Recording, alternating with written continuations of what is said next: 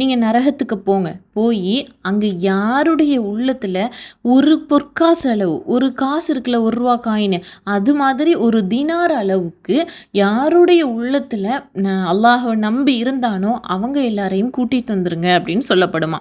So சொர்க்கவாசிகள் எல்லாரும் நரகம் போவாங்க. ஆனால் நரகத்துக்கு அல்லாஹாலா ஒரு கட்டளை விட்டுருவான், இவங்க யாரையுமே நீ தீண்டக்கூடாது அப்படின்றதையும் அல்லாஹாலா கட்டளை இட்டுருவானா.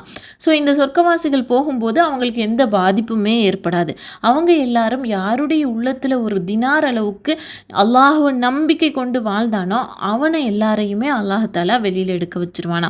பிறகு மறுபடியும் அவங்க கேட்பாங்க சொர்க்கவாசிகள், யாரெல்லாம் அவங்கள வெளியேற்றுங்கும் போது அரை தினார் அளவுக்கு யாருடைய உள்ளத்தில் ஈமான் இருந்துச்சோ அவங்கள எல்லாரையும் வெளியேற்றுங்க அப்படின்னு அல்லாஹாலா சொல்லுவானா. மறுபடியும் இவங்க போய் அந்த அரை தினார் அளவுக்கு யாருடைய உள்ளத்தில் ஈமான் இருக்கோ அவங்க எல்லாரையும் அல்லாஹாலா வெளியேற்ற சொல்லுவானா.